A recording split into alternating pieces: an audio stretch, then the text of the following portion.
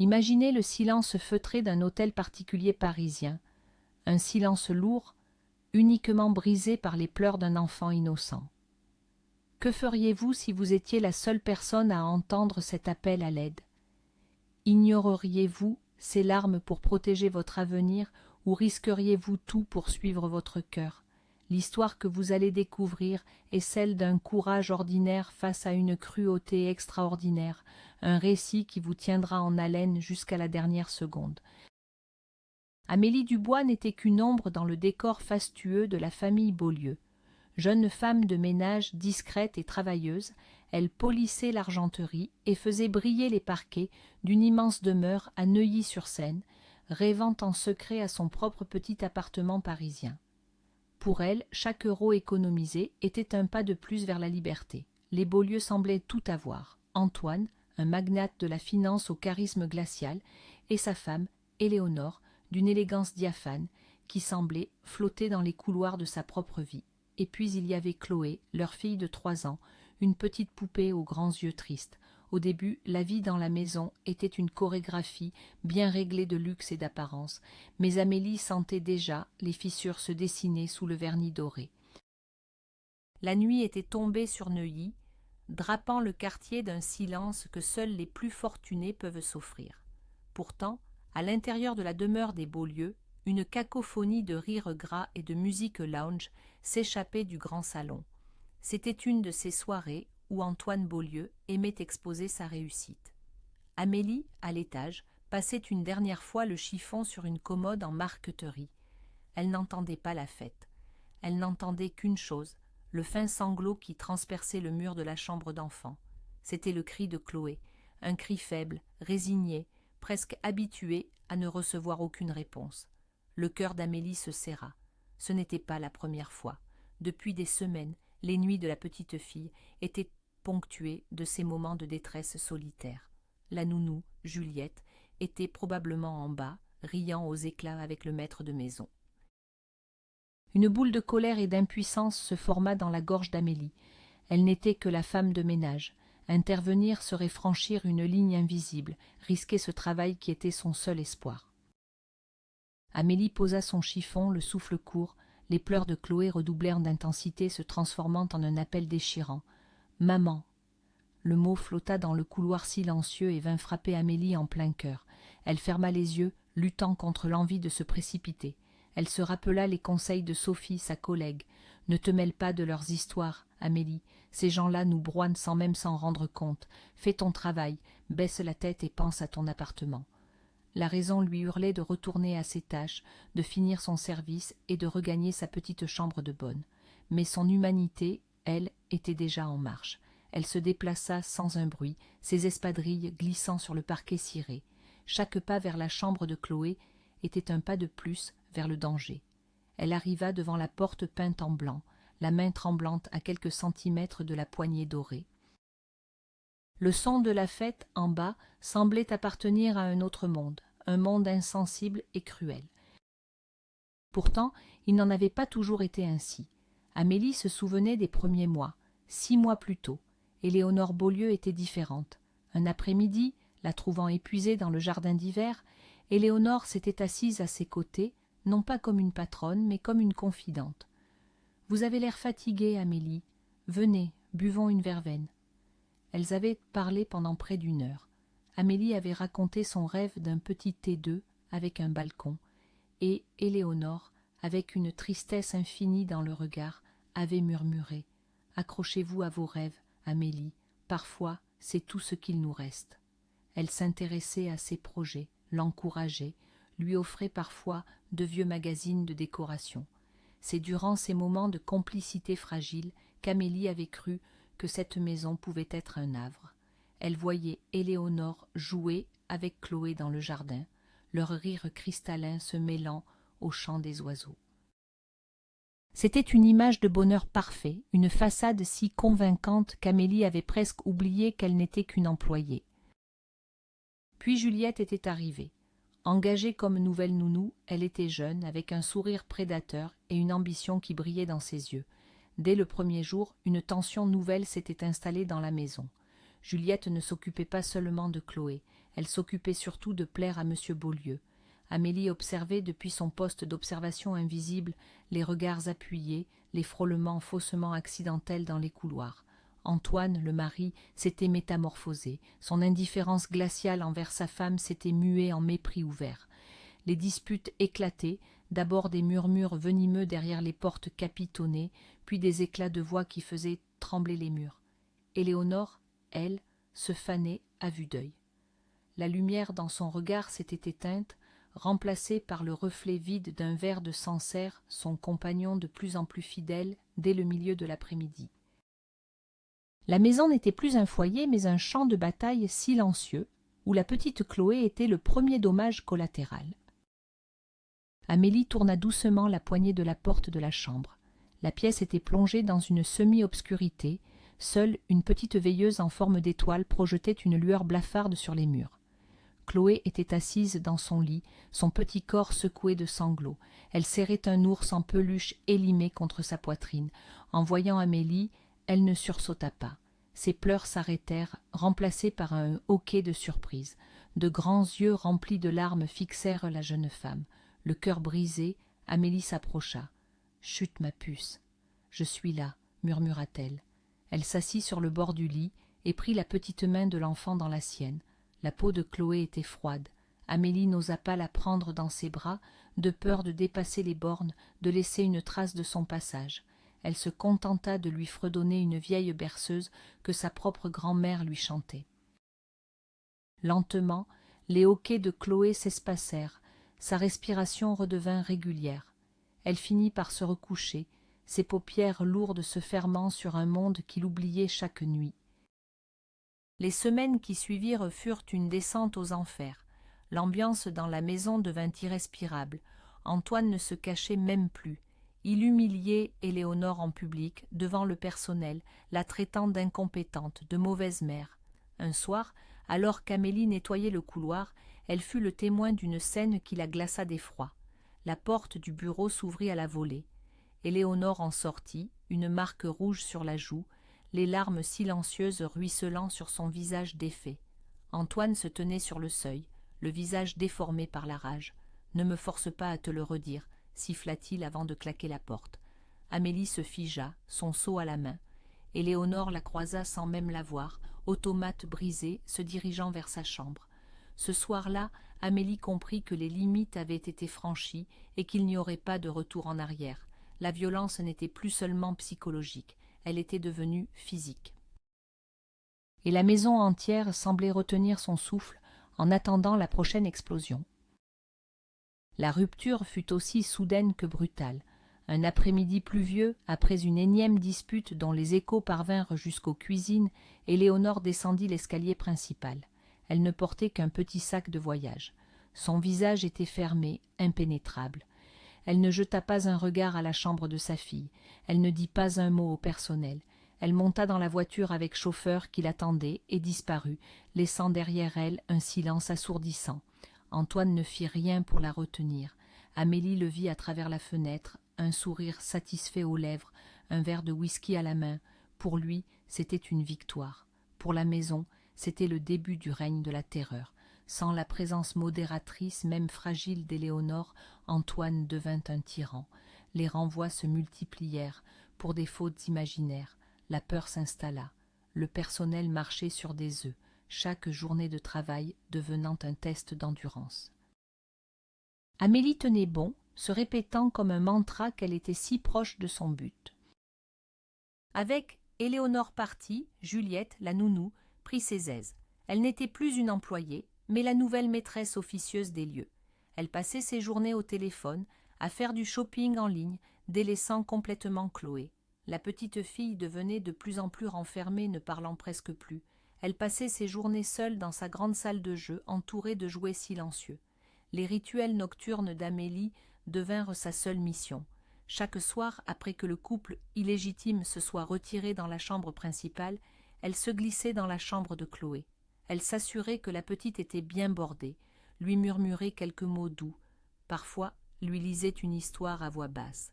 Ces visites clandestines étaient un baume sur le cœur d'Amélie, mais aussi une source d'angoisse constante. Si elle se faisait surprendre, c'était la porte, sans préavis et sans indemnité. Son rêve s'envolerait en fumée. C'était un risque insensé, mais l'image des yeux tristes de Chloé était plus forte que la peur. Une nuit, la situation prit une tournure plus sinistre. La maison était silencieuse, Antoine et Juliette étaient sortis. Poussée par une mauvaise prémonition, Amélie alla vérifier si tout allait bien pour Chloé. En entrant dans la chambre, elle ne l'entendit pas pleurer. La pièce était anormalement calme. S'approchant du lit, elle vit que la grande et lourde couverture matelassée était entièrement tirée sur le lit, recouvrant Chloé de la tête aux pieds. Une sueur froide perla sur son front. Elle souleva la couverture d'un geste brusque. En dessous, Chloé était en nage, le visage rouge, respirant difficilement. Ses yeux étaient grands ouverts, remplis d'une terreur muette. Amélie comprit avec horreur. Juliette avait étouffé les pleurs de l'enfant sous la couverture pour ne pas être dérangée. La colère submergea Amélie, une rage froide et pure. Elle prit Chloé dans ses bras, la berçant doucement pour la calmer. Ce n'était plus de la négligence, c'était un acte de cruauté pure. Demain, se jura-t-elle, elle parlerait, elle ne pouvait plus rester silencieuse. Le lendemain matin, Amélie attendit que Juliette soit seule dans la grande cuisine. Elle prit une profonde inspiration et s'avança. « Juliette, il faut qu'on parle de Chloé, » commença-t-elle, la voix tremblante mais ferme. Juliette leva à peine les yeux de son téléphone, un sourire narquois aux lèvres. « Qu'est-ce qu'il y a avec la gamine ? Ce que tu as fait hier soir, avec la couverture, tu ne peux pas faire ça, c'est dangereux, » poursuivit Amélie. Le sourire de Juliette s'effaça. Elle se leva, son visage se durcissant. « Écoute-moi bien, la femme de ménage. Tu n'es personne ici. Ce ne sont pas tes affaires. Si je veux, tu te retrouves à la rue dans 5 minutes. Quant à la gosse, ne t'inquiète pas pour elle. Bientôt je serai la nouvelle Madame Beaulieu, et la première chose que je ferai, c'est de la placer dans le meilleur pensionnat, loin d'ici. » Les mots, dits avec un calme glaçant, frappèrent Amélie. Elle réalisa que non seulement Juliette ne se souciait pas de Chloé, mais qu'elle prévoyait de s'en débarrasser. La discussion était terminée. Juliette ne perdit pas de temps. Dans l'heure qui suivit, elle alla trouver Antoine, lui livrant une version entièrement déformée de leur conversation. Amélie fut convoquée dans le bureau. Antoine ne la laissa même pas s'asseoir. « J'ai appris que vous harceliez Juliette et que vous vous mêliez de ce qui ne vous regarde pas. J'en ai assez de vos manigances. Vous finissez votre journée et vous partez. Inutile de revenir demain. Et n'espérez pas de salaire pour ce mois-ci. Considérez cela comme un dédommagement pour les problèmes que vous causez. » Chaque mot était un coup de poignard. Amélie resta figée, incapable de prononcer une syllabe pour se défendre. Elle voyait son rêve, son appartement, ses mois d'efforts, tout s'écrouler devant elle à cause d'un mensonge. Elle hocha simplement la tête, le cœur lourd de défaite et de rage impuissante. En sortant du bureau, elle croisa le regard triomphant de Juliette. Le piège s'était refermé sur elle, mais en pensant à Chloé, elle sentit une nouvelle résolution naître en elle. Si c'était sa dernière nuit dans cette maison, elle n'allait pas la passer à simplement nettoyer. Cette dernière soirée de travail fut surréaliste. Antoine avait organisé une autre fête, encore plus bruyante, encore plus décadente que les autres. C'était comme s'il célébrait sa victoire. Amélie travaillait mécaniquement, le cerveau en ébullition. Elle ne pouvait pas partir et laisser Chloé dans cette situation. L'idée de la petite fille, seule et terrifiée, livrée à la cruauté de Juliette, lui était physiquement insupportable.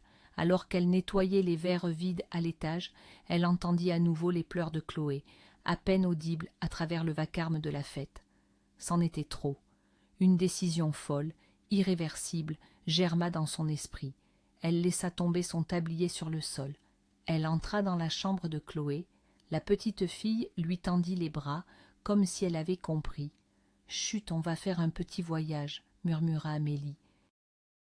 Elle enveloppa l'enfant endormi dans une couverture, attrapa le petit sac à dos de l'école maternelle, y glissa un biberon d'eau et l'ours en peluche. Son cœur battait à tout rompre. Elle savait qu'elle commettait un délit. Elle enlevait un enfant.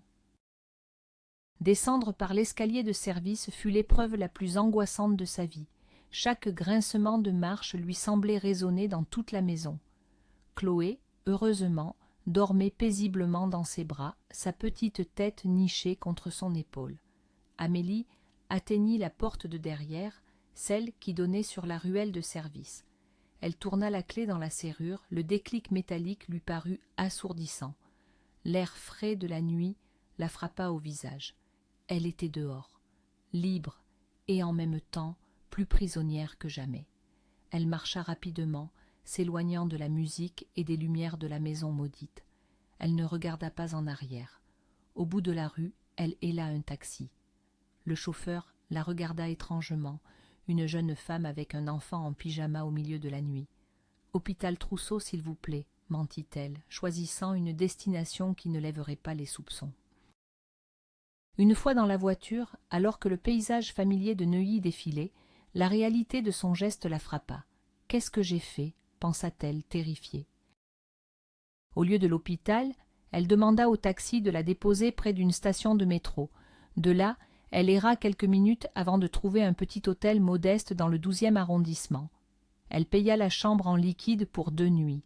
La chambre était minuscule et impersonnelle, à des années-lumière du luxe de la maison Beaulieu, mais pour la première fois depuis des mois, Amélie se sentit en sécurité. Elle installa Chloé, qui s'était réveillée, sur le lit. La petite fille ne semblait pas effrayée. Au contraire, elle regardait autour d'elle avec une curiosité tranquille. Pour elle, être avec Amélie était tout ce qui comptait. Amélie lui donna un peu d'eau et un biscuit qu'elle avait dans son sac. Puis l'épuisement et la tension retombèrent. Elle s'assit sur une chaise, le regard fixé sur Chloé qui se rendormait. La panique commença à monter.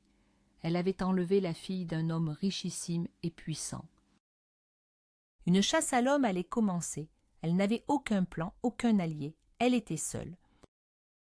Son seul espoir était Sophie, sa collègue.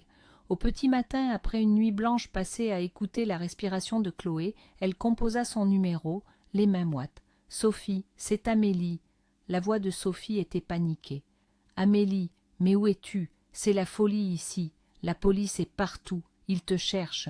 Monsieur Beaulieu t'accuse d'avoir kidnappé sa fille. Tu dois la ramener tout de suite. »« Je ne peux pas, Sophie, » répondit Amélie, les larmes aux yeux. « Tu ne sais pas ce qui se passe. Ils lui font du mal. Je ne savais pas quoi faire d'autre. » Un silence s'installa, puis Sophie reprit, la voix plus basse. « Je te crois, Amélie, mais tu es dans une situation terrible. Écoute, la seule personne qui peut t'aider, c'est Madame Beaulieu. Je crois avoir vu son numéro personnel dans un vieux carnet, dans le bureau. Laisse-moi chercher. Sois prudente. » L'attente qui suivit fut interminable. Chaque sirène dans la rue faisait sursauter Amélie. Finalement, un SMS arriva. C'était un numéro, le numéro d'Éléonore. Amélie fixa le numéro pendant de longues secondes avant de se décider à appeler. Elle tomba directement sur une messagerie vocale. Le cœur battant, elle laissa un message bref et décousu, expliquant la situation en quelques mots, la suppliant de la rappeler. Les heures passèrent sans aucune nouvelle. Amélie commençait à perdre espoir. Elle regardait les informations sur son téléphone. Son visage n'était pas encore diffusé, mais l'alerte enlèvement était imminente. Elle se sentait prise au piège. Vers midi, on frappa lourdement à la porte de la chambre. « Police, ouvrez !» C'était fini. Amélie prit Chloé dans ses bras, comme pour la protéger. Elle alla ouvrir la porte. 2 policiers en uniforme se tenaient sur le seuil, le visage grave. Derrière eux, Antoine Beaulieu, le visage déformé par une fureur contenue, et Juliette, qui se précipita vers Chloé en jouant la comédie de l'inquiétude. « Oh, ma pauvre chérie !»« Cette folle t'a fait peur ?» Chloé se cacha le visage dans le cou d'Amélie, refusant les bras de sa nounou. Le trajet jusqu'au commissariat fut un cauchemar.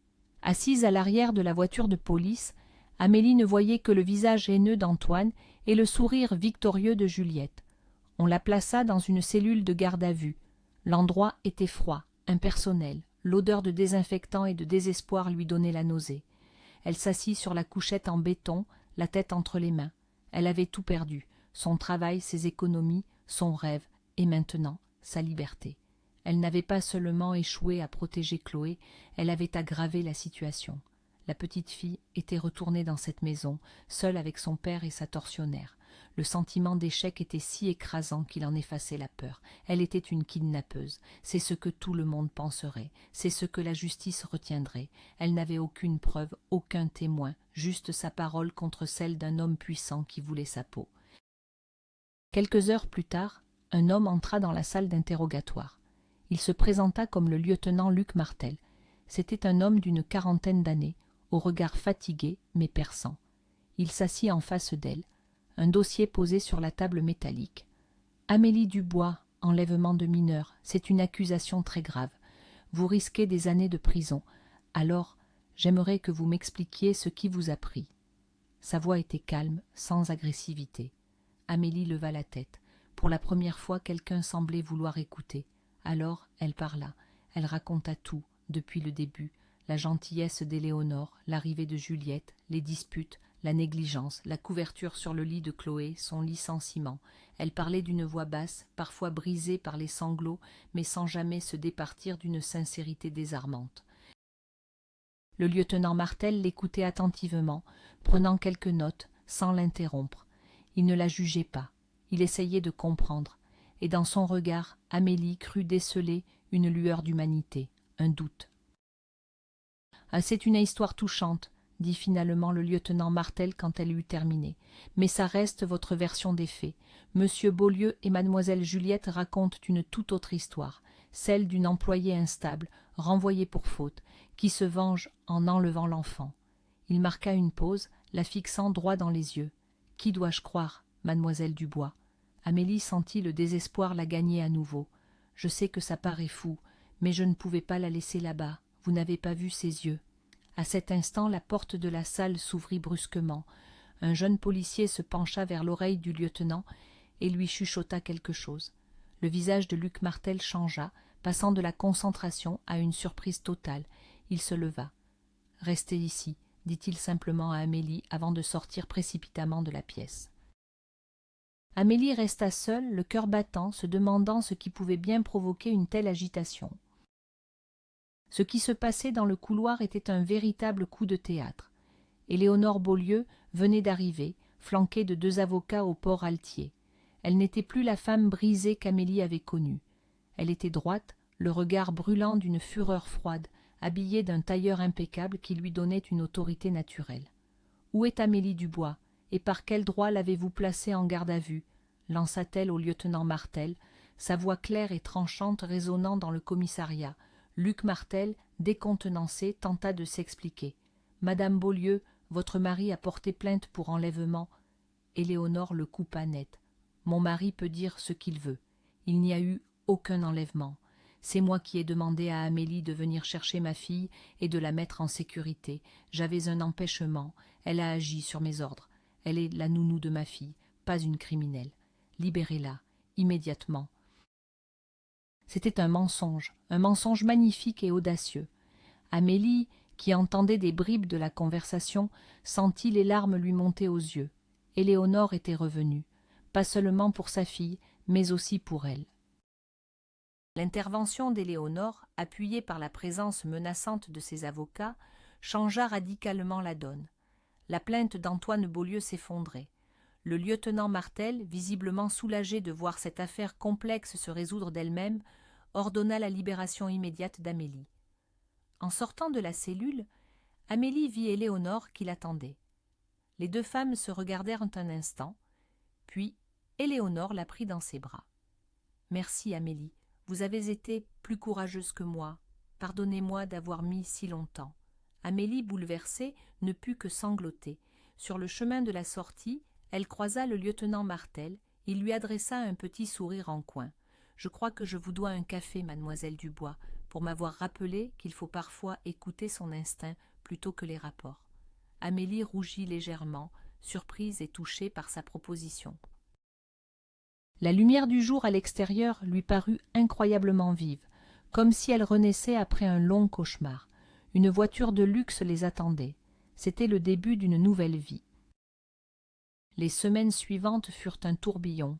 Éléonore, armée d'une détermination de fer, lança une procédure de divorce fracassante.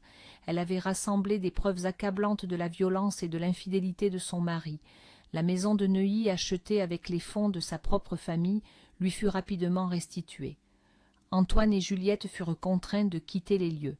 Éléonore proposa immédiatement à Amélie de devenir officiellement la nounou de Chloé, avec un salaire généreux et un statut déclaré. Amélie accepta sans hésiter. Elle emménagea dans une des jolies chambres d'amis, veillant sur une Chloé qui se métamorphosait de jour en jour. La petite fille se mit à rire, à parler, à courir dans le jardin. La présence combinée de sa mère, désormais attentive et aimante, et d'Amélie, sa protectrice, opérait des miracles. La grande maison, autrefois glaciale et angoissante, se remplissait de chaleur et de vie. Le personnel licencié fut réembauché. La justice avait été rendue. Éléonore offrit également à Amélie une enveloppe. « C'est pour le préjudice que ma famille vous a causé, dit-elle simplement, et pour vous remercier d'avoir sauvé ma fille. » En l'ouvrant, Amélie découvrit un chèque d'une somme qui dépassait toutes ses espérances. Ce n'était pas seulement de quoi verser un apport pour son appartement, c'était assez pour l'acheter comptant. Le rêve de toute une vie, à portée de main grâce à un acte de courage insensé. Amélie pleura de gratitude. Elle commença aussitôt les recherches, visitant des appartements dans le quartier du Marais, son préféré. Elle passait des heures à imaginer la décoration, les couleurs, les meubles. Son futur, autrefois si incertain, s'éclairait soudain d'une lumière radieuse. Elle n'était plus une ombre, elle était devenue l'architecte de sa propre vie, et elle n'oubliait pas la promesse d'un café. Elle envoya un message au lieutenant Martel qui répondit presque instantanément. Leur premier rendez-vous eut lieu dans un petit café près de la place des Vosges. Loin de l'atmosphère tendue du commissariat, Luc se révéla être un homme chaleureux, doté d'un humour fin. Ils parlèrent de tout et de rien, de leur vie, de leur passion. Amélie découvrit un homme juste et profondément humain, fatigué par les aspects les plus sombres de son métier, mais toujours animé par une foi en la justice. Luc, de son côté, était fasciné par la force tranquille d'Amélie, par ce mélange de douceur et de détermination qui l'avait poussé à tout risquer. Ce café se transforma en une longue promenade, puis en un dîner. Une complicité évidente naquit entre eux, une connexion qui semblait aller bien au-delà des circonstances étranges de leur rencontre. Pour la première fois depuis longtemps, Amélie ne se sentait pas seulement en sécurité, elle se sentait heureuse tout simplement. Son cœur, longtemps mis en sourdine par les soucis et la peur, recommençait à battre la chamade. Les mois passèrent. La vie d'Amélie trouva un équilibre parfait entre son travail auprès de Chloé, qu'elle adorait, l'aménagement de son nouvel appartement et sa relation naissante avec Luc. Un soir, alors qu'il se promenait sur les quais de Seine, les lumières de la ville se reflétant sur l'eau, Luc s'arrêta. Il prit les mains d'Amélie dans les siennes, le regard intense. « Amélie, je sais que tout est allé très vite et que notre histoire a commencé de la manière la plus improbable qui soit. » Commença-t-il, la voix légèrement tremblante. « Mais depuis que je t'ai rencontrée, ma vie a changé. Tu m'as rappelé pourquoi je fais ce métier. Tu m'as rappelé qu'il y a du bon dans ce monde. » Il mit un genou à terre, sortant un petit écrin de sa poche. « Amélie Dubois, veux-tu m'épouser ?» Sous le ciel de Paris, entourée par la beauté de la ville qui était enfin devenue la sienne, Amélie répondit oui, les larmes de joie coulant sur ses joues. Le divorce d'Éléonore fut finalement prononcé. Non seulement elle conserva la maison et obtint la garde exclusive de Chloé, mais elle parvint également à prouver qu'Antoine avait détourné une partie de sa fortune personnelle. Un mandat d'arrêt fut émis contre lui pour fraude. Il était en fuite à l'étranger, ruiné et déshonoré. Quant à Juliette, elle avait disparu de la circulation dès que l'affaire avait tourné au vinaigre. La justice, lente mais implacable, avait suivi son cours. Un après-midi ensoleillé, Amélie et Luc rendirent visite à Éléonore. Ils la trouvèrent dans le jardin, lisant un livre pendant que Chloé faisait la sieste. Elle semblait sereine, apaisée. « Alors, les futurs mariés !» s'exclama-t-elle en les voyant arriver, un grand sourire illuminant son visage. Ils s'installèrent pour boire un thé glacé, parlant de l'avenir avec optimisme. Ils formaient une étrange famille, unie non par le sang, mais par les épreuves et un acte de bravoure qui avait tout changé. « Je ne sais pas comment te remercier, Amélie, » dit Éléonore, son regard se posant sur la fenêtre de la chambre de sa fille. « Tu as sauvé Chloé, mais tu m'as sauvée aussi. Tu m'as forcée à ouvrir les yeux et à me battre. » Amélie lui sourit. « Nous nous sommes sauvés mutuellement, je crois. » Elle sentait que sa place n'était plus ici. Son avenir était avec Luc, dans leur propre foyer. Elle annonça à Éléonore qu'après son mariage et son voyage de noces, elle quitterait son poste de nounou. « C'est normal, Amélie, » répondit Éléonore avec douceur. « C'est ton tour d'être heureuse et de construire ta propre famille. Ne t'en fais pas pour nous. J'ai décidé de me consacrer entièrement à ma fille. Je veux rattraper le temps perdu. Je vais apprendre à être la mère que j'aurais toujours dû être. » Les deux femmes se prirent dans les bras, une étreinte pleine de respect et d'affection. Le cycle de la douleur était enfin brisé. La dernière fois qu'Amélie quitta la grande maison de Neuilly, ce ne fut pas en fuyant dans la nuit, mais en plein jour, la main dans celle de Luc. Elle jeta un dernier regard à la façade imposante. Cette demeure avait été le théâtre de ses plus grandes peurs, mais aussi de ses plus grands actes de courage. C'est ici qu'elle avait failli tout perdre, et c'est aussi ici qu'elle avait tout gagné, une amie, une fortune inattendue, et surtout l'amour et le respect de soi. Chloé, sur le perron, lui fit un grand signe de la main, serrée contre sa mère. Amélie lui renvoya un baiser. Elle savait que la petite fille était désormais entre de bonnes mains.